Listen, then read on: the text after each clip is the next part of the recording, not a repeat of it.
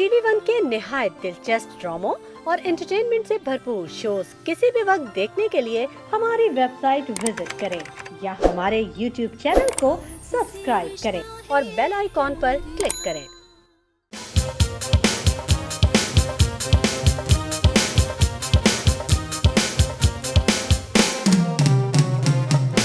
Hello welcome to the मजेदार show with आदिन Faizan season 2। उम्मीद करता हूं आपका वीकेंड बहुत अच्छा जा रहा होगा और उसको मजीद मजेदार बनाने के लिए ठीक 9 बजे आपने हमारा शो लगा लिया होगा।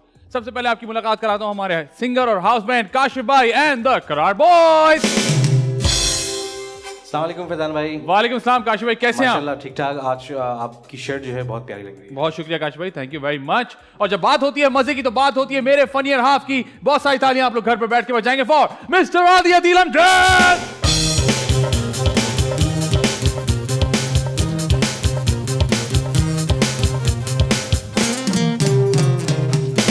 अस्सलाम वालेकुम, अस्सलाम वालेकुम, अस्सलाम वालेकुम। वालेकुम अस्सलाम। आदि भाई कैसे हैं आप? मैं बिल्कुल ठीक ठाक, अल्लाह का शुक्र। आप बताइए। मैं बिल्कुल ठीक। आदि भाई क्या चल रहा है मार्केट में? मार्केट में तो पता नहीं चल रहा, लेकिन मेरी जिंदगी में और हमारी जिंदगी में जो कुछ भी चल रहा है हाँ। उसके लिए मैं रोज अल्लाह का शुक्र अदा करता हूँ। Very good. कि हम इतने किस्मत वाले हैं, इतने लोगों की हमारी दुआएं साथ हैं कि हमें होस्टिंग के लिए चुना गया जी। और उसकी वजह से हम बहुत बड़े नामों के साथ काम करने का या कैमरा शेयर करने का या बातें शेयर करने का हमें मौका मिलता है। बिल्कुल सही। मुझे नहीं लगता कि हमारे अंदर इतना टैलेंट है कि हम बड़े बड़े नामों के साथ भी बैठ सकें, लेकिन हम उनका इंटरव्यू भी करते हैं, उनसे बातें भी करते हैं, उनको जानते भी हैं, उनसे तो सीखते भी हैं। उनसे सीखते भी हैं। बिल्कुल सही कहा आपने। डेफिनेटली ये हमारे लिए खुशकिस्मती की बात है, बेशक। लेकिन अब ऐसा कम लोग सोचते हैं अनफॉर्चुनेटली। ये हमारा बड़ा मसला हो गया। असल में क्या होता है कि अब जरा सा भी कोई कुछ काम कर ले, जरा सा लोग को जानना शुरू हो जाए, थोड़े से आपके फॉलोअर्स हो जाएं तो आप समझते हैं बस मैं ही मैं हूँ। हाँ, अफसोस की भी बात है फैजान, दुनिया और वक्त जिस तरह बदलते जा रहा है, यहाँ से नॉर्म्स बदलते जा रहे हैं। हाँ। लेकिन मुझे फिर वापस उसी बात की खुशी होती है कि मेरा जो साथी है वो बिल्कुल ही मेरे स्कूल पे चलता है और हम इस रिस्पेक्ट के लेवल को, प्यार के लेवल को, सीनियर के लेवल को आज भी उसी तरह देखते हैं जिस तरह हमें बचपन में। देखिए नॉर्म्स तब्दील हो सकते हैं लेकिन अल्फाज के मायने तब्दील नहीं हो सकते। लेजेंड का जो लफ्ज है उसके मायने कभी तब्दील नहीं हो सकेंगे। उसके लिए आपको एक जर्नी से गुजरना पड़ेगा, उसके लिए आपको एक खिदमत करनी पड़ेगी। हाँ। एक आर्ट की एक अरसे दराज तक, तब जाके आप लेजेंड कहलाते हैं। आज हमारे लिए एक और खुशकिस्मती का दिन है क्योंकि आज हम एक लेजेंड के साथ स्टेज शेयर करेंगे, कैमरा शेयर करेंगे। हमारे लिए बहुत बड़ी खुशनसीबी है। एक बहुत बड़ा लेजेंड, जैसे कहते हैं ना, पाकिस्तान में ऐसे लेजेंड्स बहुत कम है, आप उंगलियों पे गिन सकते हैं। म्यूजिक में इतना सारा काम किया है, चाहे वो पाकिस्तान हो, पाकिस्तान से बाहर हो, इंटरनेशनली फेम्ड, हर जहाँ जाते हैं। और इनकी जो सबसे अच्छी बात है, ये इंतहाई डाउन टू अर्थ, इंतहाई हम्बल और जिसे कहते हैं ना ऑनेस्ट।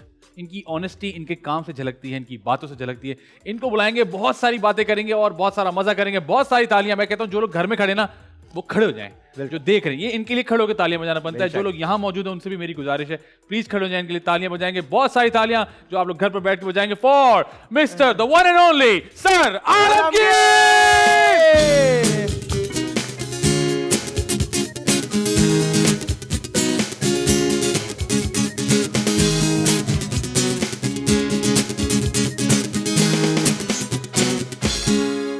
कहते आँखों से समझ लेना, बातों से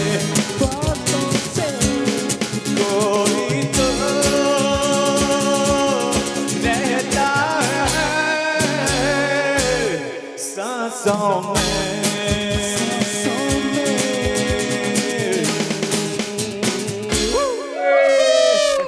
सर गुड इवनिंग सर, कैसे हैं आप? खैरियत से? Thank you sir, thank you for coming and gracing us. आइए सर। सर प्लीज बैठिए। सबसे पहले क्या बात है sir, please please please please बैठिए।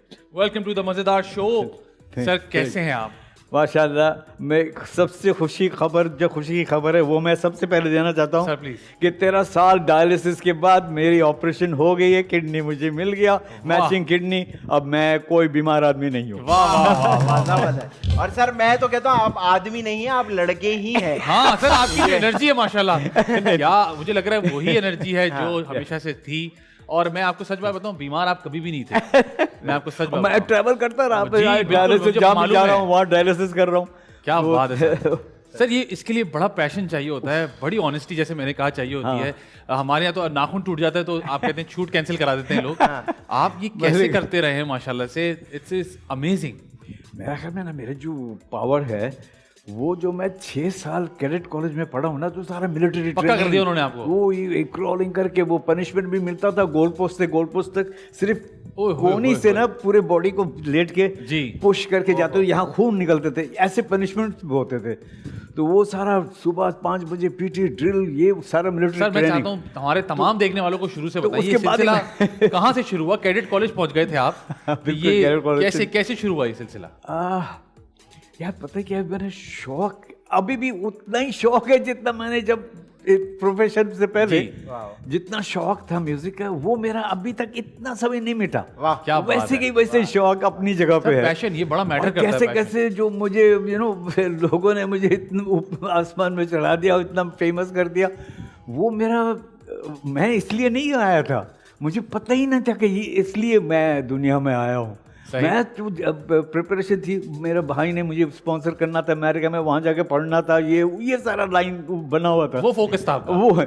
और ये शौक था कैसे कैसे सुलझाने का, बच्चों के प्रोग्राम में गिटार बजा रहा हूँ, तो वहाँ से जिया मोहिद्दीन कहते कि बच्चों को ये इंग्लिश गाना सुनाता है, उन्होंने बुला लिया मुझे, स्पेनिश गाना गवा दिया उसमें जिया मोहिद्दीन, ऐसे ऐसे यूं कैसे कैसे देखा ना था कभी हमने ये समाज। जब वो गाना हुआ ना तब मुझे एहसास हुआ कि ये तो मामला कुछ और हो गया। यही इसी के लिए मैं आया हूँ। क्या दुनिया में पहला कौन सा मोमेंट था जब आपने कहा कि ये देखो मैं कहाँ आ गया हूँ? एक होता है ना बंदे को लगता है कि यार मैंने तो कुछ और सोचा मोमेंट ऑफ रियलाइजेशन बेसिकली वही देखा ना था कभी हमने समा। वो जो जब क्रिकेट मैच में लंच ब्रेक में भी वो गाना आ रहा है, टी ब्रेक में भी वो गाना चल रहा है, सब इस गाने के पीछे पड़े हुए हैं, दीवाना हुए हुए हैं। और उस वक्त मैं कहीं जाऊँ तो मैं, यकीन करो, मैं शॉपिंग में करने के जब देखा ना था हो रहा था, जी। बुर्खा पहन के मैं गया हूँ, बुर्का पहन के मैंने शॉपिंग की। ये लड़कियां वो अपने बुर्के उतार रही थी। वो इतने मुझे पड़ जाते थे कि पीछे पड़ते थे कि मैं शरीफ आदमी था, मैं उतना वो ना, मैं अब क्या कहूँ, तो उन लोग ज्यादा अग्रेसिव थे लड़कियां, और मैं शरीफ। कोई ऐसा तो नहीं हुआ बुर्के में घूम रहे को बुर्के के अंदर ही आ गई हो? वाह वाह वाह वाह, क्या बात। फिर आपने कहा कि देखा ना था कभी हमने ये जब जो आपका सवाल था जी, फिर मुझे एहसास हुआ कि ये इसलिए मैं दुनिया में आया हूँ। ये मैं जो भाई आपको स्पॉन्सर कर रहे थे, फिर अमेरिका जाने का उनको बता दिया कि, या फिर आपने उनको पाकिस्तान स्पॉन्सर कर दिया? जाहिर सी बात है, मतलब इतना स्टारडम माशाल्लाह, और उस वक्त इस तरह का रुझान भी नहीं था कि इस तरह के स्टारडम किसी को मिल सकता है। यार तुम लोगों का, मैं यकीन करो यार, प्ले में तुम लोगों का जो ड्रामा आता था ना सर, मैं तुम लोगों का फैन था। मैं क्या ऐसा ना करें, सिर्फ तुम्हारा ड्रामा देखता था मैं सर। थैंक वो अनयूजुअल टाइप का था जी। हाँ, अभी भी हम अनयूजुअली है सर। असल में हम बीमार हैं, हमारा दिमागी दवा, लोगों को लग रहा है हम एक्टिंग कर रहे हैं। तो सर जब जाहिर सी बात है आपको ये रियलाइज हो गया कि अच्छा जी अब मैंने ये करना है, तो फिर आपने उसके लिए और मजीद क्या जद्दोजहद की? क्योंकि आपकी जर्नी माशाल्लाह रुकी नहीं है, बिल्कुल, it's been going up all the way. बिल्कुल। फिर मैं फिर फुल कंसंट्रेशन के ये अब शौक खत्म, ये अब प्रोफेशन शुरू। लेकिन मेरा शौक जो था ना वो अपनी जगह पे वो साथ साथ ही जा रहा है। सर मैं आपसे पूछना चाहूंगा कि ये शौक कहाँ से शुरू हुआ, किसने इंस्पायर किया आपको? क्योंकि डेफिनेटली म्यूजिक जो है वो एक ऐसी चीज है जो किसी को देख के, किसी को सुन के बड़ा आप ज्यादा इंस्पायर हो जाते हो। मैं 12 साल का था, ठीक है, 12 years old। मतलब ये कोई 6 साल पुरानी बात है। मेरे कान में गाना आया, क्योंकि मैं मेरे अपने घर से जब स्कूल जाता था मैं पैदल जाता था, वो अब 1.5 मील था, ठीक है, वॉक करके जाता था स्कूल जब छोटा सा था।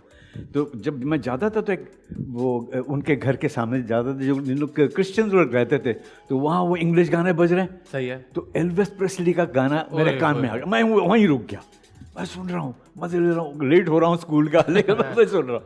सुन के फिर जब भी आना जाना होता तो मैं वहीं रुकता था उनके घर के सामने, वो एल्विस प्रेस्ली का गाना बज रहा होता था। तो एल्विस प्रेस्ली ने मुझे इंस्पायर किया वहीं से। बिल्कुल। तो आपको लगा कि आप यही बनना है, मुझे यही आवाज बननी है, यही बनना है या ये करना है? उस वक्त तो सिर्फ शौक का चल रहा है, ठीक है, शौक चल रहा है। वो बिल्कुल ये था ही नहीं मेरे जहन में कि क्या ऐसे मैं हो जहाँ अभी इस वक्त जहाँ हूँ ना, ये मेरे जहन में था ही नहीं। वाह वाह। सही है। तो फिर आपने उन एल्विस प्रेस्ले से आप हो गए इंस्पायर्ड। वाह बिल्कुल। तो फिर ये जो आपने गाना बनाया, ये जो आप बजाते थे, ये कहाँ से, मतलब आपने खुद बनाया? फिर खुद बजाया? गिटार बजाता था। ठीक है। और गिटार फिर, कैसे सीखा आपने? गिटार सीखा मैंने, एक बुक था, उस बुक का नाम था टीच गिटार योरसेल्फ। अपने आप को खुद सिखा लो, खुद ही कर लो जो करना खुद ही जो करना है। क्या बात है। तो आपने ना सिर्फ गिटार खुद सीखा, धुन भी खुद बना ली, लिख भी खुद ही लिया। सर आप तो मतलब ज्यादा ही सीख लिया आपने तो। बिल्कुल। तो सर जब ये सब कुछ हुआ और आप ये सब करने लगे तो घर वालों का क्या रिएक्शन था? खास तौर पे उन भाई का जो आपको कह रहे थे आओ बेटा पढ़ो। जो वहाँ डॉलर लगा रहे हैं आपके लिए। वो तो डरा हुआ था कि ये क्या कर रहा है, ये तो फंसेगा इसमें, तो ये आउट हो जाएगा, खत्म हो जाएगा, थोड़े देर के लिए है, लाइम लाइट है, उसके बाद क्या करेगा क्या। तो मुझे मेरी बात हुई तो फिर मैंने कहा कि भाई ये सब क्या कर रहे हो, आओ जल्दी से, और वो तुमको वहाँ पढ़ना है, अमेरिका में पढ़ना है, ये वो। मैंने कहा नहीं, मैं तो यहाँ स्टार बन गया हूँ। क्या स्टार वार, वो यकीन ही नहीं कर रहे हैं। वो तो मैं झूठ बोल रहा हूँ, ये मैं नहीं जाना चाह रहा हूँ। सोशल मीडिया भी नहीं था, यूट्यूब भी नहीं था, आप कैसे बताते लोगों को? ठीक है। तो उनको कब रियलाइजेशन हुई कि नहीं भाई अब ये स्टार हैं? LA में मेरा शो हुआ था, लॉस एंजलिस में, उस वक्त। क्या बात। तो फिर जब मैं शो किया था तो मेरी मम्मी भी आई हुई थी, और मम्मी ने जब ढाका में जब मैं रहता था ना, तो जब स्कूल में पढ़ता था तो सारे हम भाई बहनों को डंडे लेके शाम जैसा अंधेरे होने से पहले सब होमवर्क करने के लिए बैठे। कोई नहीं हुआ तो उसको तो मैं गिटार बजा रहा था, मेरा हाथ से गिटार लेके यूं जमीन बाहर फेंक दिया था मम्मी ने। अच्छा। तो जब LA में शो में मेरी मम्मी आई, जब देखा कि आलमगीर परफॉर्म कर रहे हैं, सारे लोग चीख रहे हैं, ये कर रहे हैं, खुश हो रहे हैं, अरे वो मम्मी तो बिल्कुल शौक होगी। तो फिर आके गले से मिली मेरे से, और मम्मी कहने लगी मुझे अगर पहले पता होता कि तुझे यही बनना है, मैं तुझे कभी ना डांटता। लेकिन देखें, आपकी मम्मी आपका बेशक गिटार उन्होंने फेंका है, लेकिन कहीं ना कहीं तो ये कहती होंगी कि ये जो भी कर रहा है अल्लाह इसको कामयाब करे। तो मुझे ऐसा लगता है कि उनका पीछे सपोर्ट फिर उसके बाद बहुत सपोर्ट किया। तो सर आप जब LA में परफॉर्म कर रहे थे तो आपकी जो मम्मी थी वो सामने थी या बैक स्टेज थी, किधर थी? बट 8-10 रो पीछे। तो आपको नजर आ रही थी? बिल्कुल। क्या फीलिंग थी उस वक्त के मेरी माँ? नर्वसनेस थी सर, या आपने कहा नहीं आज मैंने भरपूर परफॉर्म करना है? हाँ बिल्कुल, उस वक्त मम्मी की नजर आई, मेरे भाई और भी नजर आए, तो फिर मैंने कहा दिल से क्या बात। जब तक थक नहीं गए तब बिल्कुल ना, जब तक मैं परफॉर्म करता रहा। बिल्कुल सही सर। अब डेफिनेटली अब उस वक्त के म्यूजिक में अभी के म्यूजिक में बड़ा फर्क है, उस वक्त के स्टार्स में अभी के स्टार्स में बड़ा फर्क है, उस वक्त की फैंस के अभी के फैंस में बड़ा फर्क है। हाँ। कोई फैन मोमेंट ऐसा बताएं मुझे जो आप कहें कि उसी वक्त हो सकता था, अब नहीं हो सकता, या मैं उसको कभी भूल नहीं सकता उस मोमेंट? वो हाँ, जब मैंने वो गया था अलबेला राही जी, PTV का पॉप शो, पहला पॉप शो स्टार्ट हुआ था, तो उसके बाद फिर उस वक्त मेरे पास स्पोर्ट्स कार था, तो मैं स्पोर्ट्स कार में जाता तो सब देख सकते थे, मुझे बिल्कुल नज़र आता था। तो जहाँ जहाँ लड़कियाँ देखते थे तो वो चीखना शुरू कर देते थे, बिल्कुल। वो आपकी वजह से था, गाड़ी की वजह से था? गाड़ी की भी तो आवाज़ ज़्यादा होती है। यार मेरा क्रेडिट खराब नहीं करो। वाह वाह। हो सकता है गाड़ी के लिए भी थोड़ा बहुत होगा, डेफिनेटली गाड़ी का होगा। अच्छा सर, वो बिल्कुल जब आप माशाल्लाह स्टार बने उस वक्त और भी बहुत सारे स्टार्स थे हमारी इंडस्ट्री में, तो कभी किसी ने आपको कुछ मशवरा दिया हो या आपने किसी को कोई मशवरा दिया, किसी से दोस्ती हो गई हो, किसी से दोस्ती ना हुई हो, ऐसा कोई किस्सा किसी हमारे स्टार के साथ? हाँ, एक तो मेरा कंपटीशन शेखी था जी, उस वक्त, बिल्कुल। हम कभी उसका गाना ऊपर जा रहा, फिर मेरा ऊपर जा रहा, फिर यूं चल रहा था बहुत देर। ठीक है, वो हुमा कर भैया ये कर रहा, मेरा ख्याल रखना गया, मैं चला गया ऊपर, फिर उसका एक तो ये चल रहा था, बड़ा मजा, बड़ा हेल्दी कंपटीशन, हेल्दी कंपटीशन था। लेकिन और जो तुम्हारा सवाल है, किसी को मैंने उस वक्त मैं खुद ही हेल्प के चक्कर में या किसी ने आपको मशवरा दिया हो कि यार सुनो यूं कर लो, ऐसे नहीं ऐसे कर लो, या ये चेंज कर लो, या ये छोड़ दो, उस तरह का करो, ऐसी कोई बात किसी ने? हाँ, ऐसे करीम शाहबुद्दीन एक म्यूजिक डायरेक्टर थे, ठीक है, तो वो मुझे कहते थे कि जब मैं गिटार बजाता था, मैं सिंगर नहीं था, ठीक है, वो उनके ऑर्केस्ट्रा में मैं भी गिटार बजा रहा हूँ, तो कहते कि यार तुम्हारी आवाज़ अच्छा है, तुम गाते क्यों नहीं हो, गाओ, तुम भी गा सकते हो। इस तरह तो सर वो क्या वजह थी जो आप नहीं गाते थे? क्या झिझक थी, कोई डर था या कॉन्फिडेंस नहीं था कि मैं गा सकता हूं? कि मैं तो मैं शौक से गाता हूँ, लेकिन मैं समझ रहा था कि मैं गिटार ज़्यादा अच्छा बजाता हूँ, गाना नहीं अच्छा गाता। अच्छा, आप ठीक अपने है। आप को गिटारिस्ट कंसीडर गिटार करते तो हैं। सही है, ठीक है, तो फिर आपने कहा, जब आपने गाया तो आपको पता चला कि ये भी हो सकता है। ये और जब गाना शुरू किया, क्या पहली बारी में अच्छा गा लिया या वो पहले गाया तो आपने कहा ओहो, फिर उसको प्रैक्टिस करके बेहतर किया? चले अलबेला ने बहुत हिट हुआ था, फिर एक आईना की फिल्म के गाने जो था वो नहीं हम चले तुम्हारे संग नज़ारे चले जी। वो 72 में हो गया था, वो हिट हुआ था। लेकिन वो जो देखा था जब हुआ था ना वो कोई कोई और ही लेवल, किसी और ही लेवल पे था। और लेवल पे चला गया वो। सही। फिर मैंने कहा कि अब तो मैं फंस गया हूँ इसी में, मैं यही मुझे करना है सारी जिंदगी यही करना है। सर, जब इतना हिट होने के बाद कभी कोई रियलाइजेशन हुई कि यार अच्छा मुझ पे इतनी जिम्मेदारी, बिकॉज हमारे मुझे ऐसा लगता है स्टार्स पे बड़ी जिम्मेदारी होती है, बिकॉज आपको लोग फॉलो कर रहे होते हैं, people look up to you. तो कभी आपने खुद को ये बोला कि नहीं यार ये मैं ऐसे करूँगा क्योंकि लोग people are looking up to me? हाँ, यही फिर वो ऐसे ऐसा बढ़ता गया कि मुझे मेंटेन करना है कि फैंस तो इतने हो गए फैंस, और वो चाहते हैं कि मैं ये ऐसे गाता जाऊं। बीच में मैंने एक गज़ल गा दिया था। अच्छा। पास आकर कोई देखे तो पता, अच्छा सारे फैंस ये आपने क्या किया, सुकून से बैठ के गाना गाया आपने, प्लीज नहीं वही डांस वांस करके गा रहा हूँ ना, कहते करने भाई वही करते जाओ भाई, वही करते जाए। वही कर, ये गजल वजल मत करो भाई। ये हम बाकियों का सुन रहे हैं। ये हम किसी और का तो सुन वही लेंगे। मेंटेन वाला बात जो है ना, वो फैंस जी। को खुश रखना। तो सर वो जिम्मेदारी महसूस होती थी कि अच्छा एक गाना बना दिया, अब मुझे जल्दी से दूसरा गाना बनाना है। हाँ, ऐसे इसमें कितना टाइम लगता था एक गाने से दूसरे गाने में? कभी देर हो जाता है, कभी तो ठक ठक ठक ठक 4-5 गाने एक लगातार हो रहा था, और कभी फिर गैप पड़ जाता था। वो फैंस वेट कर रहे हैं भाई, लेके आओ कोई हाँ, ठीक है। तो सर आप ये ये बताइए, प्रेशर होता है फैंस का प्रेशर। बिल्कुल होता है, तो सर आप absolutely होता है। इतने मशहूर हैं और इतना आपने ऊपर लेवल पे कभी देखा है, कभी किसी के पैसे खाए हैं? कॉन्सर्ट के पैसे लेके गए नहीं? मेरे से खा गए। आपसे खा गए? और क्या? आपसे कैसे खा गए? यार वो देते नहीं थे शो के बाद, अच्छा। बहुत ऐसा हुआ। क्या कहते थे कि मतलब आप शो कर गायब। चुके हैं, पैसे खा गए? वो खा के भाग निकल गया। मैंने कहा है वो प्रोमोटर नहीं गायब, जो भैया क्या? ऑर्गेनाइजर गायब। अगर आप ये शो देख रहे हैं तो लाना था आपकी शक्ल पे। मतलब वाकई तो 2-4 लोगों ने ऐसा किया है, घटिया लोग लेकिन कहाँ गए? मैं बिल्कुल आपने भूल गया। बिल्कुल जाने दो। वाह, जबरदस्त। अच्छा सर, हमारे यहाँ आपको पता है अब जो रुझान है कि एक्टर्स सिंगर्स हैं, सिंगर्स एक्टर्स हैं, सब मिक्स हो गए। हाँ, mix कभी हो आपने सोचा कि मैं थोड़ी सी एक्टिंग भी करके दिखाऊं? आप माशाल्लाह इतने गुड लुकिंग हैं। मुझे कभी एक्टिंग ऑफर आ गई हो कि भाई गाना भी आप खुद गा लीजिएगा, अपना प्लेबैक भी खुद कीजिएगा, जरा एक्टिंग भी हो जाए? नहीं, मैं शौक है मुझे तो शौक है। सही पकड़े गए आप, ठीक है। तो फिर कभी किया आपने एक्टिंग? किसी ने बोला हो या या attempt आपने किया हो? या आपने किसी को बोला हो, सुने मैं एक आपके दो थोड़ा सा गानों किया का मैंने, आंगन टेढ़ा एक ड्रामा था। जी जी बिल्कुल। तो उसमें मेरा किस नाम ने एक एपिसोड में मैं था। ओके, तो उसमें क्या होता है कि मैं गाड़ी में जा रहा होता हूँ, तो वो महमूद साहब, जी बिल्कुल।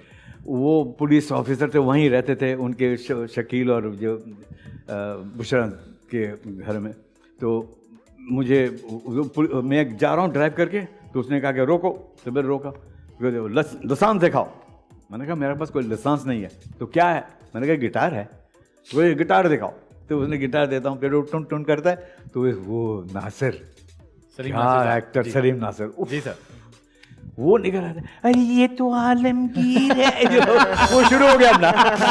सर आपको इतना क्लियरली याद है, जुमले तक याद है? तो वो फिर अंदर ले जाता है मुझे, फिर शकील और बुशरा सके, अरे अरे आलमगीर आए हैं यहाँ पर, बैठे हैं, बैठ ये वो। फिर मैं गाना सुनाता हूँ, तो क्या बात है। सुना सुना जीवन अपना एक गाना था, वो मैंने वो गिटार बजा के सुनाता हूँ। तो वो मैंने एक्टिंग का मेरा शौक पूरा हुआ कर था लिया वैसे। हाँ, मेरा पेट भर इसको गया pursue था। नहीं किया आपने? आपने मजीद और नहीं कहा कि मैं और भी करता हूँ? नहीं, मैं करने का शौक है। अभी भी है? हाँ, अभी वाह जी, भी है। जितने लोग देख रहे हैं आपको बताते चले, आलमगीर सर अवेलेबल हैं प्रॉपर एक्टिंग करने के लिए, और शौक भी है, पैशन आपको उनको नजर आ रहा है ऑलरेडी। और एनर्जी बहुत सारे यंग लोगों से ज्यादा है, ये भी बता दें हम, क्योंकि हमारे यहाँ मसला ये 2 ड्रामा करने के बाद ना बोलते हैं यार हम जरा सीधा मुंह करके अंदर घुसेंगे, ज्यादा हिलेंगे नहीं, तो वो एनर्जी तो आपकी। सर मुझे एक बात बताइए, इतना लंबा सफर जिंदगी का, करियर का, कोई एक ऐसा दोस्त या साथी जो इस पूरे सफर में आपके साथ हो आज तक?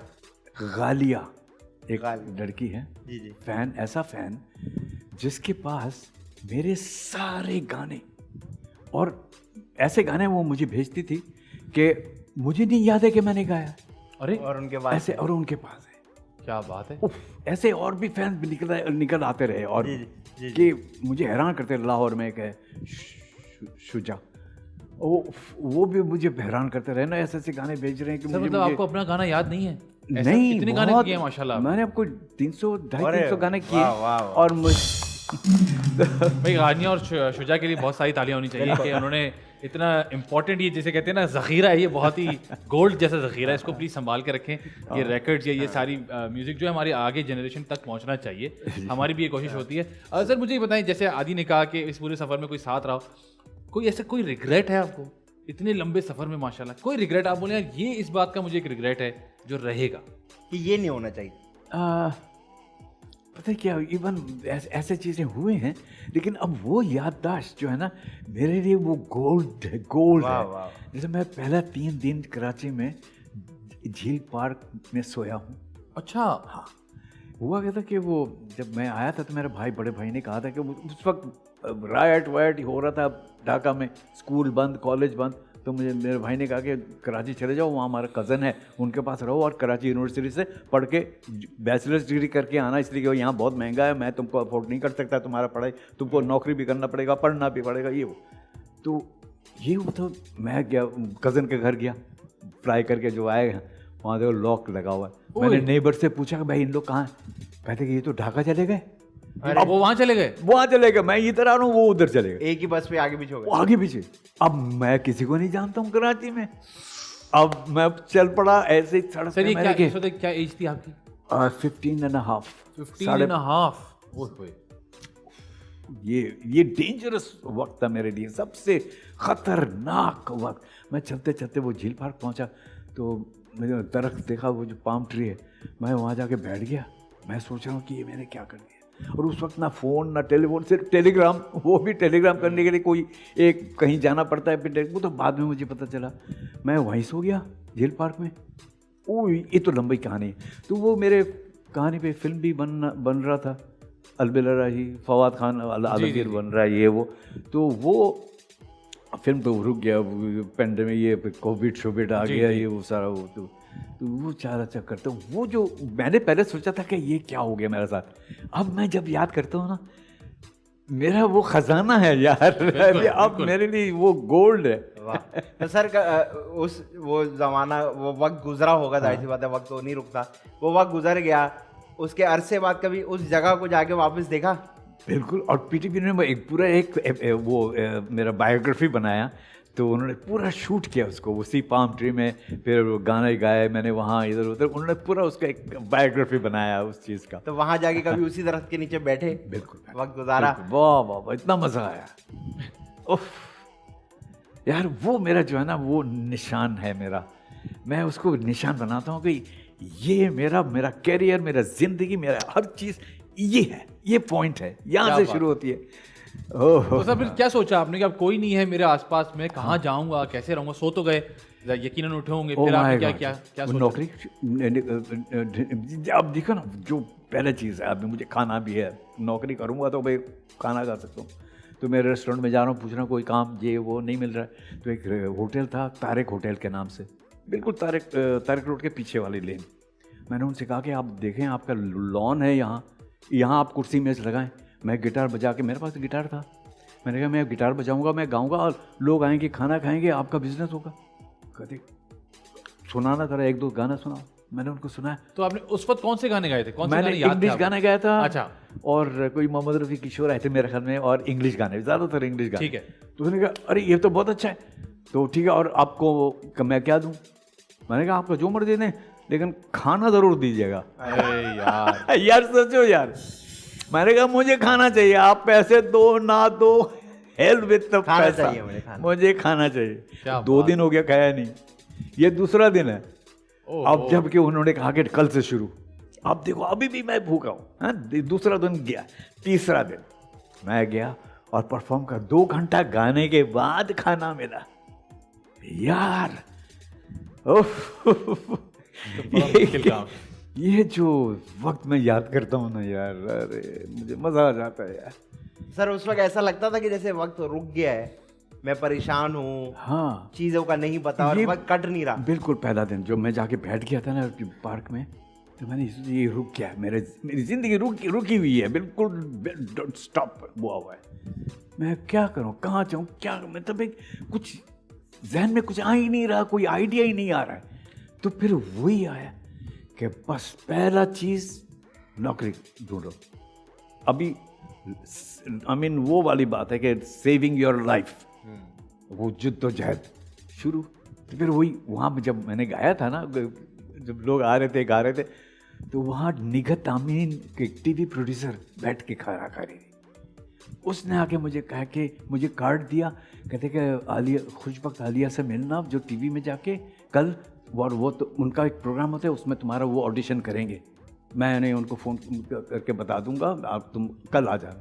ये वही होटल है जहाँ आप बजाते? हाँ बजा, वहाँ गा रहा हूँ, वहीं आई थी। तो फिर नेक्स्ट डे मैं चला गया। अब तो मैंने खाना भी खा लिया, अब मैं 1 हफ्ता भी जी सकता हूँ ये एक ही खाने के बाद, इतना मैं पावरफुल हो गया हूँ अब इतना।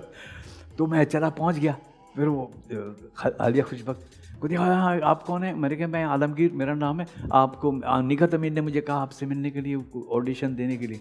ओ तो उस प्रोग्राम के लिए हमने किसी को ले लिया है, चलो कोई बात नहीं, आप सुना दें जो भी सुनाना है। अब उन्होंने जब कि किसी को ले दिया, मेरा दिल तो यहाँ से पेट में चला गया। खाने में मिक्स हो गया, दाल के साथ मिक्स हो गया। किलो भाई अब क्या होगा? तो कुछ सुना तो मैं सुना दिया उनको, जाके 1-2 गाना सुनाया। सोहेल राणा वो बैठा हुआ था, वो कहता है कि इसका गिटार मुझे चाहिए। वो यही सोच रहा है कि ये इसको तो मेरा बच्चों के प्रोग्राम में। फिर बच्चों के प्रोग्राम में कहते कि उसी दिन से मैंने बच्चों के प्रोग्राम में बजाना शुरू। पहला चेक मिला 114 रुपया का, 71 की बात कर रहा हूँ। तो वो 114 रुपये का मुझे कमरा मिल गया, तारक रोड के दुकान के ऊपर कमरा, बेडरूम, महीने का 100 रुपये का। वाह वाह 14 रुपये बच भी गए। बच भी गया 14 रुपये को, खाना खा लो। अरे 14 रुपये खत्म थोड़ी होता है उस जमाने में, रुपया भी नहीं खत्म होता है, वो 5 पैसा कभी से भी मिल जाता है बहुत कुछ 10 पैसे से, ये वो वक्त था। ओहो, तो फिर कहानी बहुत लंबी है, तुम अरे नहीं सुनाए प्लीज, मजा आ रहा है। तो मैं प्रोग्राम लोग निकल जाएगा। सर कहानी लंबी इसलिए क्योंकि कहानी है ना। कहानी है, आपको बनानी नहीं पड़ रही। तो फिर आपने उसमें से उन 14 रुपए से कुछ सेविंग की, कुछ खाया? हाँ, खाया, कैसे मैनेज किया आपने सब कुछ? बिल्कुल, मैं आया अच्छी, मैं जैसा मैं पता नहीं कब 14 रुपए में ये 14 रुपए में मैं समझ रहा हूँ मैं मिलियनियर हूँ, यू नो, ऐसा मिलियनियर की तरह मैं, you know, rich, I am a rich man. तो खाना खाया दबा के, टिक्का शिक्का ये वो मजे ले रहा हूँ। तो मैं खुश हो गया, मैंने कहा ये तो हर हफ्ते मुझे 114 रुपये मिलेंगे। अच्छा वो हफ्ते के, वो हर हफ्ते का होता था, हर हफ्ते में एक प्रोग्राम होता था। सही है। बल्कि मेरे महीने का 400, वो तो 400 जो है ना आज का मिलियन का बराबर है यार। वाह, मतलब महीने के 456 रुपए में आपने कहा मैं खुश हूँ। मैं खुश। तो सर ये इसके अगर हम थोड़ा सा फिर वापस आगे जाके पीछे जाए, तो उस होटल पे गए वापस? नहीं, फिर वो जो एक ही दिन मैंने प्रोग्राम किया ना, उसके बाद मेरा सिलसिला शुरू हो गया। ये सब एक ही दिन में हो गया? एक ही दिन में हो गया सारा, ये कमरा भी मुझे मिल गया।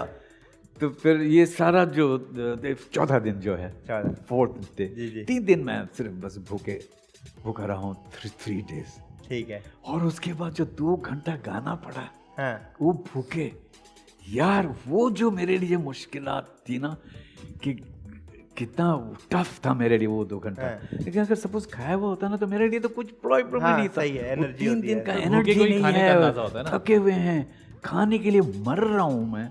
अब 2 घंटा मैंने, मेरे लिए टेस्ट है, 1-1 मिनट में सोच रहा हूँ कि 2 घंटे के बाद खाना मिलेगा। ये मुझे याद आता है, मेरे रोंगटे खड़े हो जाते हैं यार। यकीनन सर। उसके बाद ये आपने माशाल्लाह इतना कुछ अचीव किया, कभी किसी और को ऐसे स्ट्रगल करते हुए देखा आपने?